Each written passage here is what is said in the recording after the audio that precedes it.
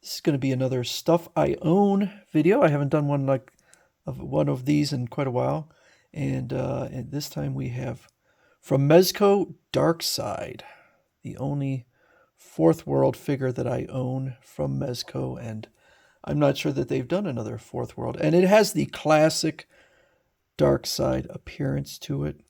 Darkseid has gone through a lot of changes in his appearance over the decades, and I don't know that any improved on him. He looked basically the same for a few decades, and then kind of as the 2000s went on, they changed him more and more, and I don't really like the look. So he has, it's an interesting figure, and you can't tell based on looking at it, but this is metal. This is not plastic. So that's one thing that's a bit different. It's a very rubber material here for his outfit, and I think the figure looks fantastic, but it's not, this is not plastic either. This is what's called polystone, and so polystone has a stone-like feel to it. So that's very different from any other Mezco figure I've ever seen before, and I think we've got metal down here. This is probably plastic. Again, this is a stretchy rubber. All of this in here is polystone. It really kind of limits his articulation, but I think it gives the figure a very cool, because you kind of think of Darkseid as being like granite, and so this literally is. Now, polystone, I believe, is a manufactured stone. It's not actual stone, even though it has a stone-like feel to it. So the joints, like this, the arm joint barely bends. I always like to see around 90-degree bend, but it has, I don't know, like 30-degree or something like that. More than 30, but far less than 90. It's just a really, really cool figure, and it's kind of in scale with the other Mezco figures. He's larger, but so is Darkseid. Now, this figure kind of shows a little bit of my, I'd say, mild OCD.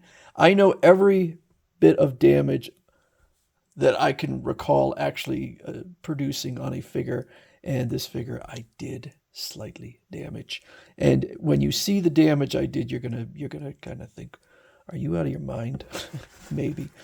He does have a scratch right there on his head. I had him on my nightstand and knocked him over, and he got a scratch on it. So I know all the damage. And so the thought crossed my mind to get another one that was undamaged, and then I said, are you crazy? Because this was about $130 figure.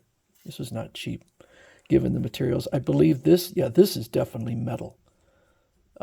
This is metal. This is all metal. So that's where the cost goes in. That's why this is a far different figure from probably any other Darkseid you're going to ever see, because of the materials used, the stone, and it's got kind of a stony appearance to it. You can see in there. And then, yeah, I love the usage of different materials on these figures, how Mezco does that with the rubber, the polystone, and the metal.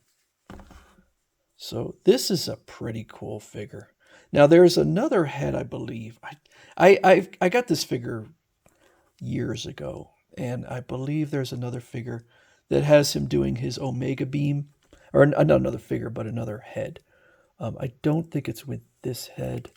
So, yeah, the head pops off, and you can replace it with a different head that uses the Omega Beam. The box is long since packed away, but it's a really neat figure, and I think that they're still available, actually, if anybody has a desire to get one of the coolest Darkseid figures out there. So anyway, that's Darkseid by Mezco, with all sorts of different cool materials and a rocky feel to it. So I definitely recommend this one.